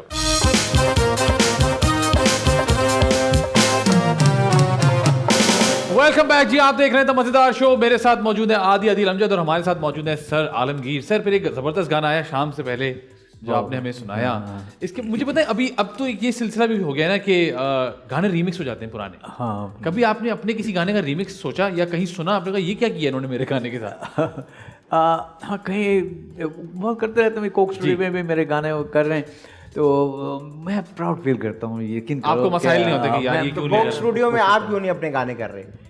मैंने एक किया था वो जो वही बंगाली फोक्स। उसके बाद मैं एक्चुअली मैं अमेरिका में रहता हूँ ना, तो कट ऑफ हो जाता हूँ, तो फिर वो होता नहीं है फिर। सर आप क्या कट ऑफ हो गया? आपके जैसे आर्टिस्ट को तो बंदा हमारे सर पे बिठा के यहाँ ले दूसरा आए। ये 13 इयर्स तक वो डायलिसिस का जो था ना सिलसिला, उसमें जो मैं फंसा हुआ था वो लेके बीमारी लेके, अब माशाल्लाह मैं आउट नाउ। अब तो लोगों की दुआएं आपके साथ हैं। मैं बहुत लंबा आऊँगा पाकिस्तान इंशाल्लाह। सर ये कोक स्टूडियो वगैरह कोई चीज़ नहीं होती। मैं तो चाहता हूँ, मैं बल्कि रिक्वेस्ट करता हूँ आपके तवज्जुह से, शो के तवज्जुह से, कि गवर्नमेंट को आलमगीर साहब की एक पूरी म्यूजिक वो बनानी चाहिए, म्यूजिक लाइब्रेरी होनी चाहिए, एकेडमी बनाएं। मेरे ख्याल से ऐसे लेजेंड्स बहुत कम हैं और हम बड़े खुशनसीब हैं बिल्कुल कि लिविंग लेजेंड हमारे पास मौजूद हैं। इनके होते हुए ये आप बनवाएं, उसमें लोगों को बुलाएं, ये टीच करें, उसके साथ साथ लोगों को गाइड करें कि ये होती है म्यूजिक। और हमारी खुशनसीबी है कि ये पाकिस्तान आ जाते हैं। जी हाँ, ये हमारी जो खुशनसीबी अक्सर लोग है। गए वो आए ही मैं नहीं। ये भी कर सकता हूँ कि जैसा कोई सीरियल हो ना टीवी में, जी सर। सीरियल प्रोग्राम के आलमगीर शो जैसा हो रहा है, उसमें गाने भी हो और ऐसे जैसे बात थोड़ा सा बिल्कुल सर। आप जैसे हो रहा है ये भी हो, और मैं नए गाने गा रहा हूँ। बिल्कुल, हर वंस अ वीक मेरा नया प्रोग्राम आ रहा है, नए गाने आ रहे हैं, समथिंग लाइक। ये अगर आइडिया मजा सर आ हमने जाए, दे दिया आइडिया, आप देख लें, कोई कैश कर लेगा, हम ऐसे बैठे रह जाएंगे। देखते हैं। इनको अक्सर लगता है शो खत्म हो गया, अभी हुआ नहीं, अभी बातें चल रही हैं। हमारे यहाँ जब भी बड़ी बात करते हैं उनको लगता है शो खत्म। उनको लगता है बात मुक गई है। अच्छा सर मुझे बताएं, वहाँ आप इतना अरसा अमेरिका में रहे, वहाँ कभी आपने सोचा कुछ कि यार इनकी इंडस्ट्री में कुछ कर लेता हूँ मैं? कि आपने कहा नहीं कभी करूंगा आपने तो सोचा हो- पाकिस्तान के लिए नहीं, करूंगा? मैं सिर्फ पाकिस्तान के लिए कभी आपने दिल नहीं किया कि अल्लाह बेवॉच के लिए गाना गा दूं? कोई ऐसी सीरियल के लिए बे वॉच का OST When you are running towards me. नहीं मैं भाग रहा हूँ, कहते ना। नहीं, मैं कुछ ऐसा हो ना जो पाकिस्तान में भी चल सकता हो। वेरी गुड सर, सही कह रहे हैं समझ है, आप, समझ सही है। कह रहे हैं। देखिए ये रिस्पॉन्सिबिलिटी जो है ना अभी तक फील करते हैं कि भाई मैं एक आर्टिस्ट हूँ, मैं वो चीज करूँ जिसको मैं ओन कर सकूँ, मेरे घर वाले देख सकें, मेरे मुल्क वाले देख मेरे सकें। मुल्क वाले देख हैट्स ऑफ सर, माशाल्लाह। आई एम श्योर कि आपने इतने लोगों को इंस्पायर किया और अभी जो म्यूजिक जिंदा है ना उसमें आपका बहुत बड़ा हाथ है। आज तक हमारे म्यूजिक जिंदा है, उसकी वजह आप जैसे भी चंद लोग हैं। आगे मुझे बताएं क्योंकि अभी तो सिलसिला चल रहा है। I'll come back again. Sir आप मैं ऑलरेडी नए गाने के साथ एंड कीप इंस्पायरिंग नए जनरेशन को मैं अगर इंस्पायर कर सकूं क्या बात है कि नए नए गाने यू नो और रियाज करें जरा वॉइस को मैनुअल गाए, वो करेक्शन ना करे। अगर करेक्शन ना करे और अगर हिट हो तो वो बहुत लंबी जिंदगी होती है वो हिट गाने की। सर मैं जैसा इसी बात से मैं पूछना चाहूंगा, रियाज आपको किसी ने सिखाया या आपने नहीं, खुद मैंने सीखा? वो रिसर्च करके निकाला। इंटरनेट जब से आ गया तो मैंने जैसे सारा नहीं, मैं वो- इसलिए पूछ रहा हूँ क्योंकि गिटार आपने खुद सीख लिया, मैंने कहा ये चीजें भी आपने खुद ही कर ली होंगी। हाँ, ये वही मैंने ये बहुत सारे मैंने चीज़ें रिसर्च किया। एक मैं आइडिया, ये मैं टिप सबको दे रहा हूँ, Please, सारे please. सिंगर्स को मैं ये टिप दे रहा हूँ कि अगर वॉइस को स्ट्रॉन्ग करना हो और एक इतना आसान एक्सरसाइज है जी, आपने सिर्फ याद रखना है मोटरसाइकिल मोटरसाइकिल और वो एक्सरसाइज ये है।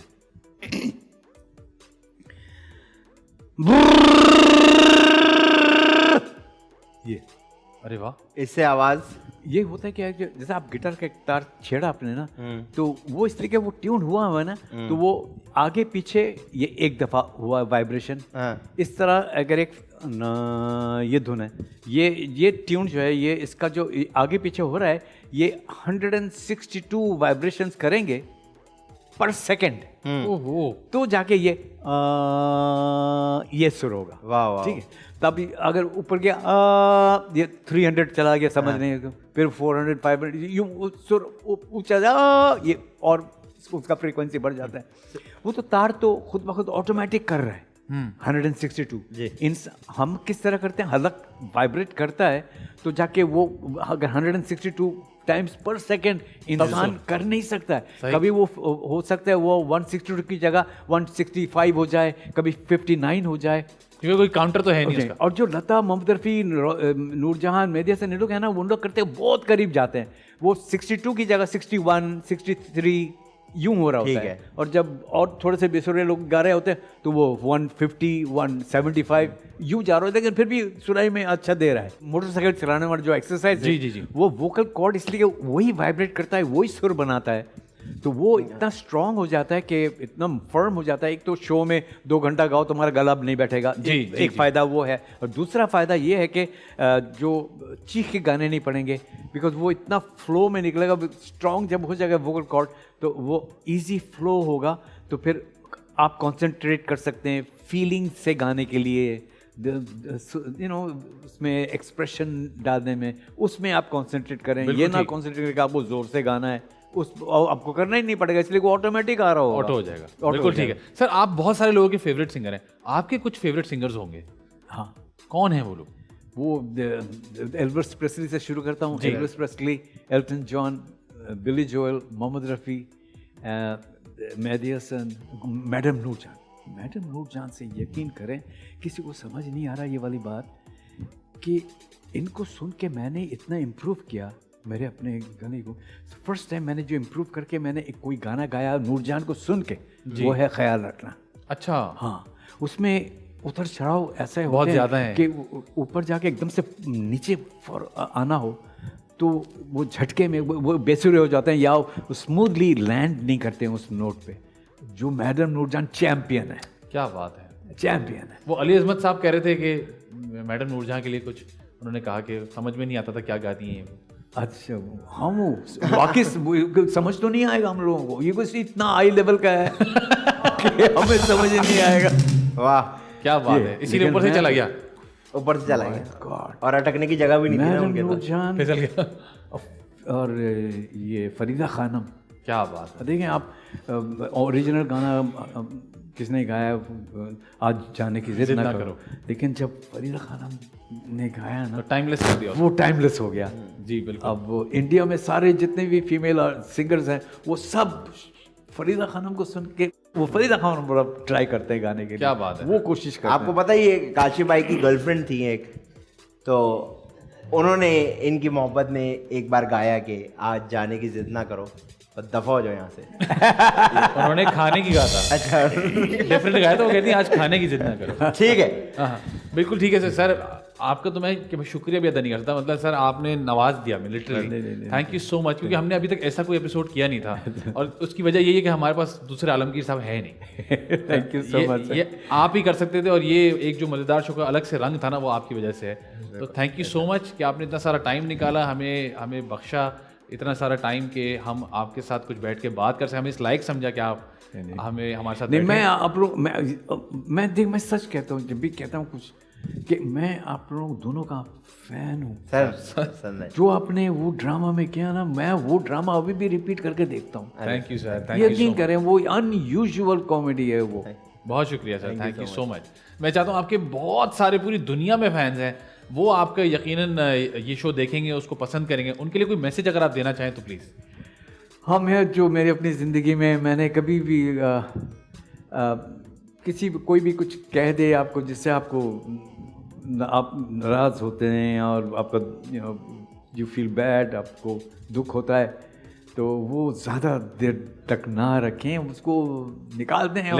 Let go. तो वो बहुत हेल्दी है, बिकॉज आप जैसे आप नाराज़ होते हैं, दुख हो रहे हैं, आपको दुख हो रहा है, तो आप अपना हेल्थ को ख़राब कर रहे हैं। तो आप अपना हेल्थ क्यों ख़राब कर रहे हैं? क्या बात। प्लीज़ उसको जाने दें, निकलने दें और हेल्दी रहें, खुश रहें।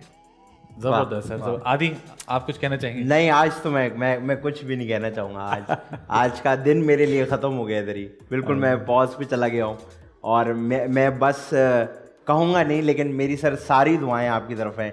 अल्लाह आपको हमेशा इसी तरह खुश रखे, आमीन। यही एनर्जी आपकी हमेशा रहे और हम आपको सुनते रहें और ये पूरा दुनिया आपको सुनती रहे। और मैं आपका नया एल्बम आए तो फिर आप आए बिल्कुल और छा जाएं इधर। सर, आपके एल्बम और आप जब पहली बार कॉन्सर्ट करेंगे और वो पाकिस्तान में हुआ, क्योंकि बाहर के पैसे नहीं हमारे पास, तो आगे 2 नंगे लड़के नाच रहे होंगे बगैर शर्ट के, वो हम दोनों ही आपको बता दिया। वो हम दो होंगे। और जी प्रोग्राम की शुरुआत में मैंने एक रिक्वेस्ट की थी तमाम लोगों से, मैं चाहता हूँ उसको दोबारा याद दिला दूं। पोलियो वैक्सीन के कतरे बहुत इंपॉर्टेंट हैं, अपने न्यू बॉर्न बेबीज को भी आप पिला सकते हैं। मैंने खुद पर्सनली ये ट्राई किया है अभी, तो प्लीज़, मतलब मैंने खुद ट्राई नहीं किया लेकिन अपनी बेटी को पिलाए, ऐसा ना समझे ना लोग मैंने खुद पी लिए। तो प्लीज़ इस बात को सीरियस लें, पोलियो वैक्सीन के कतरे आप न्यू बॉर्न्स को पिला सकते हैं। यही वो सही वक्त है, अगर आप अभी नहीं पिलाएंगे तो बाद में जाके बहुत सारे मसले मसाइल हो सकते हैं। मैं हूँ खुर्रम मंजूर खान, आप लोग मुझे बहुत जल्द देखेंगे द मज़ेदार शो पे आदि और फैज़ान के साथ, only on TV1। The Mazda Show.